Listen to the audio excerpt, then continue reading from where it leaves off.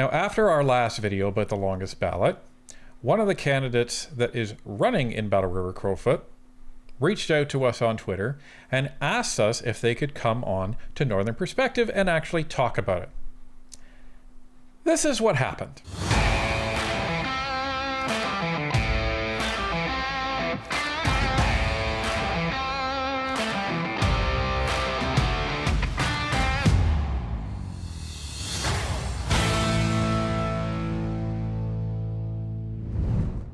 The longest ballot. It's become a phrase that Canadians across the country grit their teeth at, as their charter rights are threatened when they show up at a polling station, only to see a meter-long ballot. Who is behind this? Why are they doing it? And how do we stop it? The answers may surprise you. Let's take a look. So, ladies and gentlemen, in order to start answering who's behind this and why are they doing this, we actually have to go back to 2017. So in 2017, a gentleman by the name of Kieran Shuhevich filed an application and a court challenge in the Court of Alberta because he wanted to run against Stephen Harper in the Calgary Heritage riding. Now, why did he file this application? Because in 2015, as I said, he wanted to run against Stephen Harper in this riding, and he showed up with his $1,000 at the time in which he required, but he didn't have a witness signature and he didn't have 100 signatures for the endorsement from people in the riding, and they turned him away. So he didn't actually pay his $1,000 deposit, which he required, because he assumed that he would be refused because he didn't have these other requirements completed. So rather than say, hey, maybe I should get the 100 signatures and have a witness sign, he decided, I'm going to take the government to court. So that's what he did. He filed this court challenge.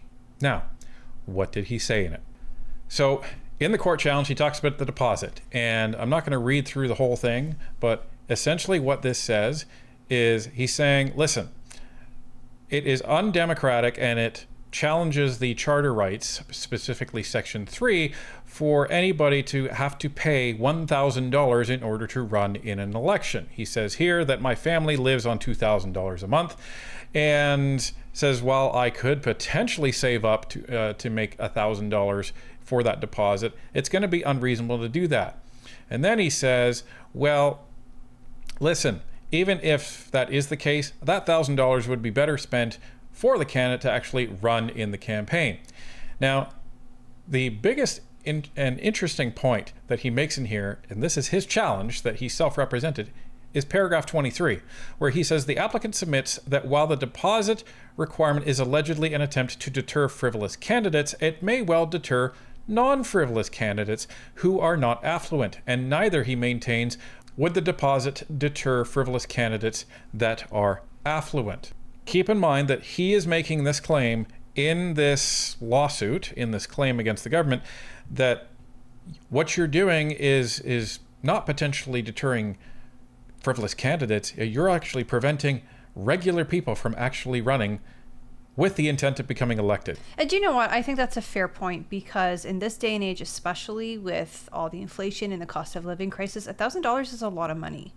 It is. It is out of reach for many Canadians. And I think that's a good point, that you're deterring people who really do want to run. They want to improve their communities. They want to improve their country, but they can't because of the money involved. But the irony is this guy's the one making the point, because we'll see what happens in a little bit. Here's the next point that he makes that not many people know about. Witness requirement provision. The applicant was informed that his nomination documents must be provided to the returning officer, and the witness who is required to swear an oath on the prospective nominee's behalf must do so in person at that time. He did not follow those directions. Nonetheless, he alleges that the witness requirement provision, as he understands it, also breaches his Charter 3 rights. I have no clue as to why he thinks that. And he didn't seem to have a clue either, because there's not really a good argument laid out in this affidavit. Next, signature requirement provision. What he's saying here is that it's unreasonable and it violates Section 3 charter rights to require you to get 100 signatures. I don't agree with that, because the whole point of this is that it demonstrates to Elections Canada that you at least have a minimal amount of support in the riding to actually get on the ballot. So there's some expectation that you might win. The other thing about the 100 signatures is when it was originally implemented, it was designed to prevent very unpopular people from running so that you're not going to be wasting a spot on the ballot and you're not going to be wasting people's time during the election campaign. Well, and the other thing is that most candidates belong to a party in any given riding. So, I mean, your Conservative Party, your Liberal Party, your People's Party of Canada, etc. And within those EDAs, you can quite easily get 100 signatures. So this, I don't believe anyways, is typically seen as a barrier to entry. So he goes on to say this violates the charter rights and et cetera, et cetera. Now, the important part about this case is the judge threw out everything in terms of his claims except for the deposit. The judge actually agreed with him that the deposit is a violation of your Charter of Rights and it prohibits the average Canadian from running to be a representative in their federal government. So that was actually thrown out, which is why today it costs nothing to register as a candidate in the federal election or a federal by-election. This is where we enter into this problem. Now, did Kieran decide to run after this? No. Which is a little peculiar. Why did you go through this whole exercise if you didn't intend to run again? Now, some people may say, well, he did it altruistically because he wanted to allow everybody to run. Okay, fine, sure. But that's not really how this story navigates when you follow it through. Let's see what happened next. What happened next, and I credit this to Vesper Digital on X, who we collaborated a bit on this video and shared a bunch of information back and forth. So some of the information that you'll see on here was dug up by Vesper, so thank you very much to you, sir. So Vesper posted this earlier, and he says, last night, the guy who's working with Thomas Szuchewicz and Sebastian Carino for the longest ballot fiasco, who are making a mockery of our electoral process, their candidate in Crowfoot, Donovan Ekstrom, blocked me. Let him know what you think of their antics. So this is Donovan Ekstrom. This is the guy that Kieran, who is Thomas's brother, ended up hooking up with next. And they decided that they're going to go after the 2019 election. As you'll see, this is on the Rhinoceros Party. Now, if you recall, Tani has mentioned in the past that this was kind of the origin of the longest ballot committee. And this is where it's confirmed. So you can see down in this press release, they say, the Rhinoceros Party of Canada and Kieran Szuchewicz announced its plan to enter the world record book with the longest ballot papers in history. Targeting Conservative leader Andrew Scheer, the Rhino Party is calling on all democracy-loving Canadians to help make this election more spectacular, etc., etc. So, back then, they decided to go after Andrew Scheer. They admitted they were targeting Andrew Scheer's riding in Regina, Saskatchewan. And they signed up around 20-odd people, and it was a longer ballot than usual. Okay, fine. But this is the origin of the longest ballot. And then his brother Thomas started to get involved. So the interesting thing about Thomas is there's not a lot of information online about him. Which is bizarre in today's digital age, right? We all have Facebook profiles, we all have X profiles, YouTube, Twitter, whatever. Right? Yeah. From what we know and what is available, he is an undergraduate at the University of Waterloo, which means he's most likely in his early to mid-20s, which means that he was about around the age of 18-ish by the time the 2021 election ended up happening. Now that's important because you have to be at least 18 to run on a ballot. So, why do I mention 2021? Well, so in 2021, the Rhino Party decided to get involved into another election, and this was in Manitoba, in St. Boniface. So they signed up a whole bunch of people to run there. How many? 21 candidates running, with the most signed up to highlight abandoned Liberal Party electoral reform pledge. This is the candidate list, and a little more than halfway down, you can see a name on there, and that name is Thomas Szuchewicz. That's Kieran's brother, everybody. So this is the first kind of spot that we can actually see Thomas involved in the longest ballot, but it won't be the last. This is the 2022 election, and you can see about halfway down, Thomas is on there again. Now, this is a much longer ballot, but nevertheless, you can see the longest ballot is making their presence felt even larger. And this is in 2022 in Mississauga Lakeshore. Here is a list of all of the elections and by-elections that the longest ballot committee has actually partaken in. So one thing to note is that one of the narratives that's going out there is the longest ballot committee is targeting Pierre Poilievre. I don't know if I would say that they're targeting specifically him. They are going after any election that they possibly can. So even if Pierre wasn't running in the Battle River Crowfoot by-election, they would still be there. Why do we say that? Because in the Toronto St. Paul by-election, that was a Liberal held riding at the time, and they were there. Conservatives won. They then ran in the Liberal riding of LaSalle and Verdun in Quebec. Now, the Bloc ended up winning that riding, but again, they were there. I guess they started to get some criticism after that they're only targeting Liberal ridings. So then they said, okay, we will run in some Conservative ridings now, and what better one to run in than Pierre Poilievre? Now, they did try and say that, hey, we are going to be running in Mark Carney's as well, but we didn't get enough signatures and all of this stuff, but we'll get back to that in a bit. The point is they seem to not really care what riding they're running in. They're just looking at running in high-profile ridings or any electoral riding that is involved in a by-election. It doesn't matter. Now, what has Kieran been doing since then? Well, he actually works as a legal assistant at a law firm, but that hasn't stopped him from advocating for the alleged desire to change our voting system. Here we have the website fairvote.ca, and they are allegedly committed to all of this stuff, and he is on the board, as you can see, and it says he's St. Catharines raised, electoral reform advocate, now calls Winnipeg home, and he successfully challenged the former candidate wealth test, which was declared unconstitutional in Szuchewicz versus Canada 2017, as we talked about before. So as the longest ballot has continued on, they decided to get involved in social media, but in a very minor way. One of their main presences was on X, as you can see here. Now, you can see that it says inactive account. Just shoot us an email if you want to have fun breaking records, because politicians shouldn't be in charge of their own election rules. Who else would do it, though? It's law. I mean, yeah. You need both members of parliament and senators in order to create and amend laws, and they do that on behalf of Canadians.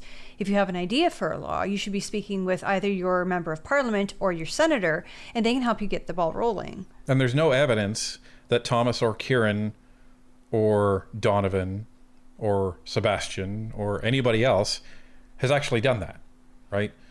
And that's like saying, well, politicians shouldn't be able to make the laws that apply to them. We can't get around that. As Tanya said, you're going to have somebody who is in charge that is having to make decisions on laws that apply to everybody, including them. Guess what happens when you don't? You have a monarchy. Like, how can you have people that are not subject to the laws that they are in fact charged with modifying? Or you have a dictatorship, I suppose.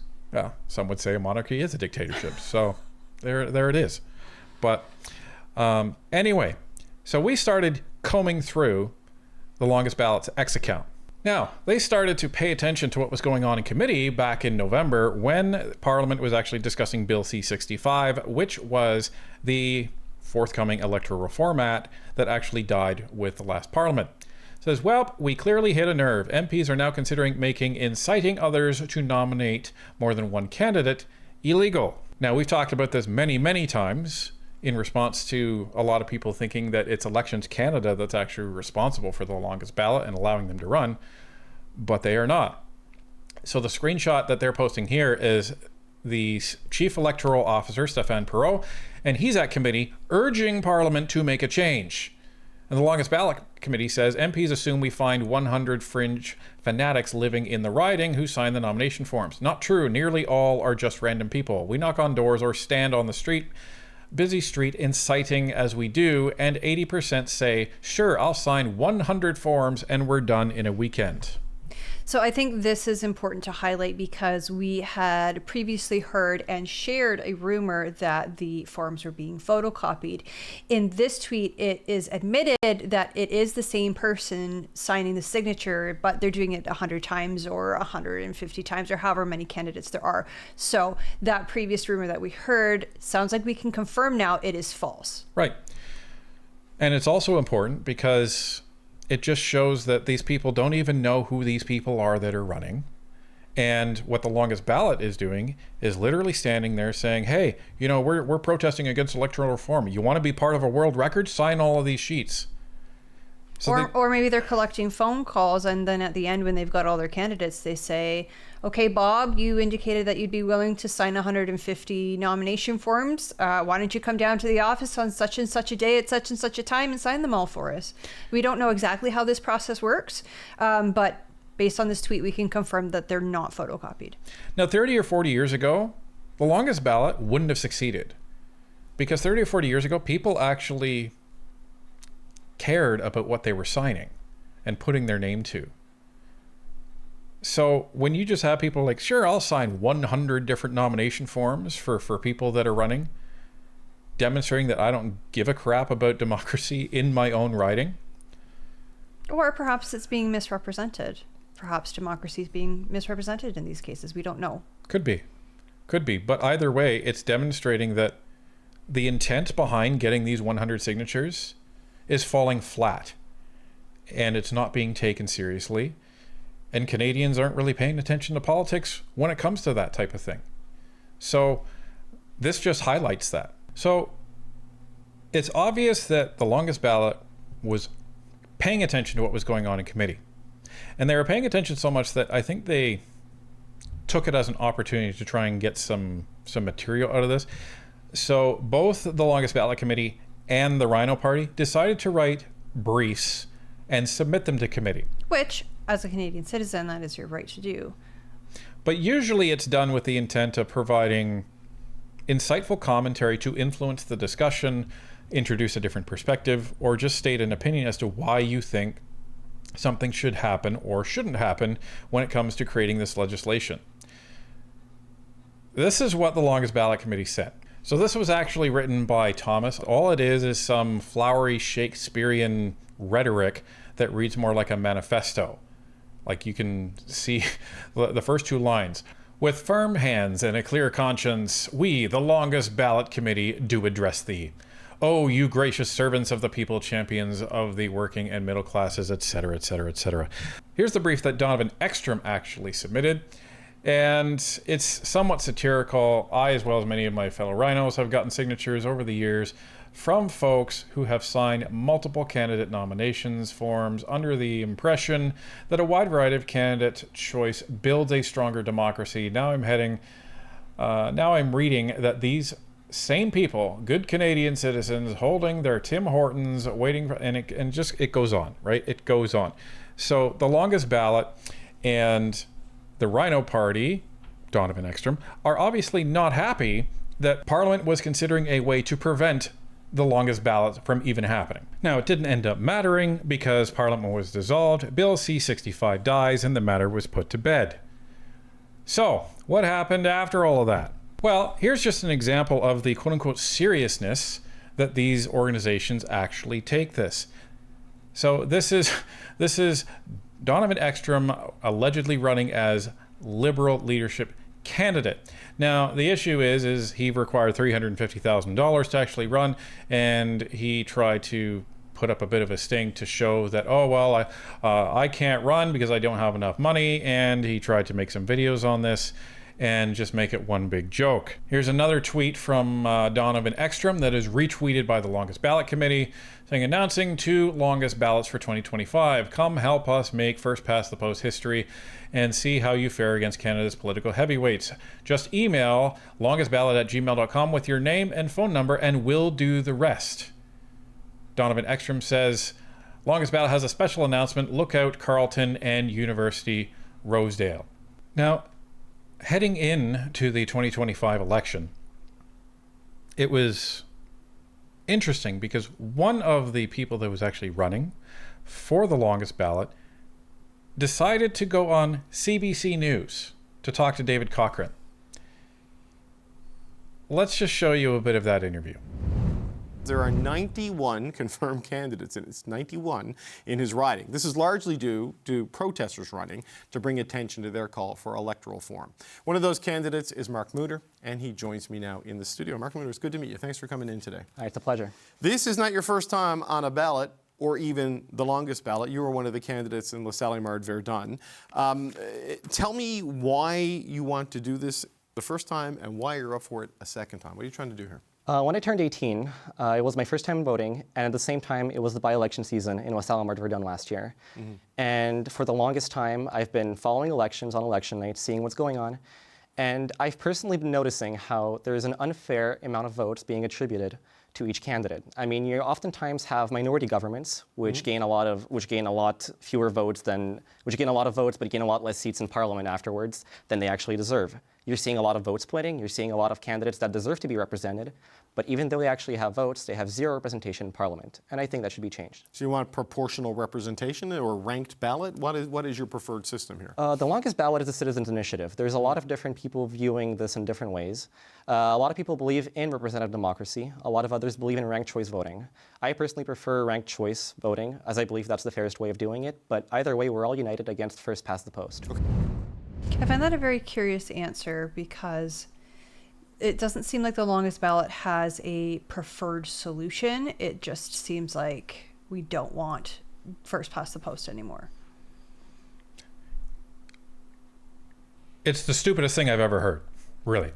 Well, typically if you have a movement, you have everybody pulling in the same direction? Yeah, exactly. Thank you. Where everybody's like, okay, we've got this idea in mind. This is what we're going to do to try to achieve that goal. And it's the same goal for everybody. And it's usually in favor of something as opposed to against something.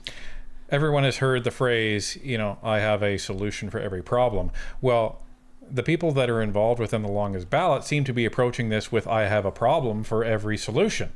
Because if you just say, well, I don't like this. Okay, well then, what's your alternative? Well, that's not my job to figure that out. That's your job.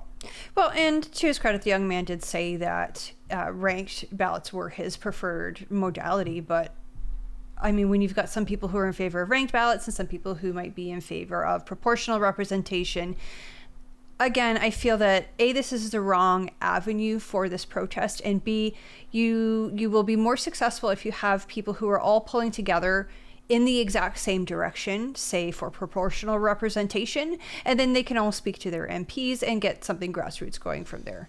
Right. And although this gentleman tries to position the longest ballot as a serious protest, it doesn't happen in practice, folks. Well, and we've seen that in your video the other day. Right. You see Rick Astley, websites, you see comedic songs, you see the actual brief that was written in Shakespearean flowery satire that was sent to the to the Parliamentary Committee that was studying that. Which, when we ran it through ChatGPT, we asked, was this likely written by ChatGPT? And the answer was yes, most likely.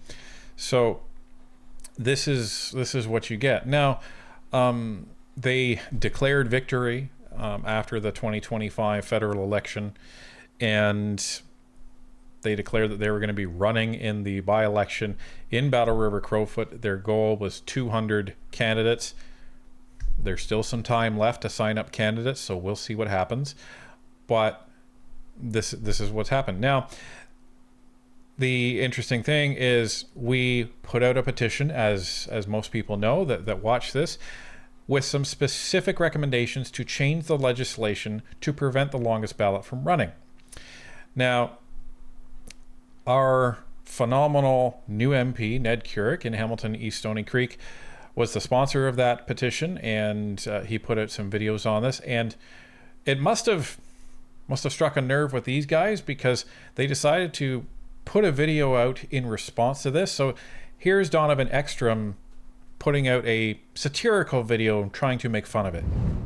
Donovan Ekstrom of the Longest Ballot Committee, just doing an emergency press conference.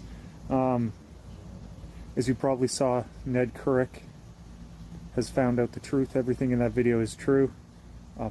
The ballots aren't just 3 pages long. Sometimes they're hundreds of pages long.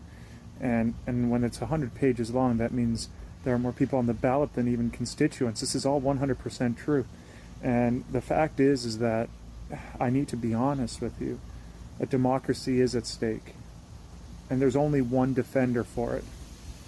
When one thinks of defenders, they think of Member of Parliament Ned Curick. So please, I even encourage you, I have linked below a very important petition as well that I hope you sign, so that we can truly stop the long ballot and restore faith in democracy, because it was always perfect until these long ballot scoundrels showed up. So please click the link, sign the petition below, and let's stop this madness.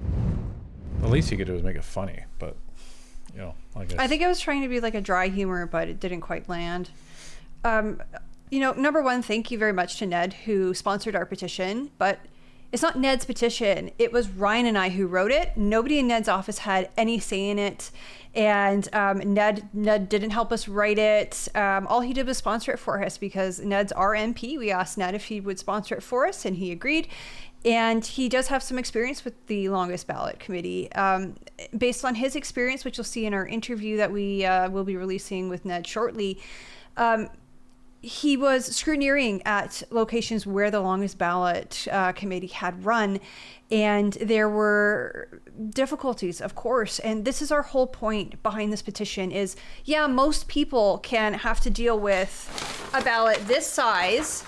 This is a replica from the St. Paul's, Toronto St. Paul's by-election. So like this is pretty long, and the Carleton one is even longer. So most Canadians can deal with a ballot this size, but not all Canadians can. And it's not fair to them. And that's why we started this petition. Now, I want to go all the way back to Kieran Shuhevich's legal challenge, because he was saying this violates charter rights. This violates charter rights, and I should be able to run. And every Canadian should be able to run in an election. And you know what? We agree with you. We agree with you, Kieran. But guess what? If every Canadian should be able to run, then every Canadian should be able to easily vote. So you don't get to trample on somebody else's charter rights just because you're crowing about the fact that you got a win against the system. A legitimate win. Now, after our last video about the longest ballot, one of the candidates that is running in Battle River Crowfoot reached out to us on Twitter and asked us if they could come on to Northern Perspective and actually talk about it. This is what happened. So you see the first email on July 16th, and this was us reaching out to said individual in response to their request on X, because they left their contact info. So we saw, hello, we saw your request to have an interview with us about the longest ballot, and we are willing to have you on to discuss. Can you provide your availability? And then they respond, first of all, I appreciate that you're open to a discussion. I feel that I can provide some insight and just remind Canadians about how our system is working, how it is flawed, and what we can do about it going forward. My availability is pretty open. I am in the Eastern time zone and would prefer an afternoon interview. If you can give me an update or time, I would appreciate it. So we found out that this individual lives here in Ontario, is in the Eastern time zone, and we were quite curious to talk to this person, because how can you be in Ontario in the Eastern time zone and running in a by-election that is 2 time zones over in Alberta? Right. Shouldn't you actually be in the riding if you're actually running? Door knocking and passing out flyers and trying to gain support. If you're actually serious about this, oh wait, maybe not. So, long story short, we landed on a time. The interview scheduled for Thursday, July 24th. But wait a minute, today isn't Thursday, July 24th. Why are you telling me this, Ryan? Well, we got another email shortly after. Hi! Due to circumstances out of my control, I have to cancel the interview this coming Thursday. I received a call from one of the organizers, and they have made it very clear that because you would be able to control the line of questioning and the produced video, that we would prefer not to appear on your show. If it was me, just individually, I would have no problem with it, but I do want to make sure that I am respecting the organizers' wishes. When we read this email, Gentleman said the quiet part out loud. yeah, the first thing we said was, why are you literally putting this to us in writing? Are you kidding? Now, there was no request for confidentiality. If there was, we would not have published this video. We respect that. But there was not. And there was not a request not to disclose the reason for canceling said interview. We actually replied to this interview, or this person, and said, that's unfortunate, but we're going to be doing a video. We're going to be including the contents of this email, and we're offering Thomas, the organizer and the official agent for the longest ballot committee, we're offering him an opportunity to respond by 5 p.m. Eastern Time on Saturday, July 19th. Which was 2 hours and 5 minutes ago. So we did not receive comment by the time for publishing. So what this does, this just confirms the fact that this, I didn't even want to call them an organization. An organization usually has one direction. But this group of people, it's obvious that they're not genuinely concerned about electoral reform. Well, I don't know if I would go there. I would say that perhaps they are concerned about electoral reform, but this is not the correct avenue in order to obtain that goal. I think the best way to get electoral reform is to sit down and talk to your MP. Sure, you can send them a dozen emails and maybe not get a reply, but go into their office, talk to the staff, ask for an appointment, say, you know what, this is really concerning me, and maybe it's concerning some of my friends who also live in the riding. Can we please come in and book an appointment and come talk to you about this? We feel that this needs to be addressed. I don't know. My point is the fact that they don't put out suggestions. They're not writing committee to actually tell them what they want them to do. They wrote a brief with some flowery language and some satire. They didn't actually tell them what they want it changed to. And they don't talk to the people that are actually in support of electoral reform to discuss, hey, can we come to a common agreement as to what we want this system to evolve to? They don't even do that. All they do is they throw memes around. They throw memes on the electoral website in terms of the websites for their candidates in this. They write supposedly satirical songs about the candidates themselves just to have some fun. On their Twitter page, they say, you know, join us if you want to have some fun breaking some records. This does not sound like a serious effort to affect electoral change. Well, and I think that's an important point, that if you have all these candidates signing up, you can at least link to a website that says, you know what, this is why we're running the longest ballot committee. This is who we are. These are our goals. This is how you, the public, can help, etc., etc., etc. But rickrolling people, seriously? Right. It's a problem for people that have trouble voting in the first place, never mind with these horrendously long ballots. So I go back to Kieran's first case. This guy took the government to court because he believed his charter rights were being infringed. But it seems like this whole initiative that was born from that, they don't seem to have a problem at all infringing on the charter rights for people to actually vote in the current system. If you want to change the system, then work to change the system. You don't punish the people that are trying to use the system in the first place. It's not perfect, but it's what we have. So if you really want to change it, then I'm sorry guys, it's going to take actual work, not just playing at elections and throwing your name on a ballot.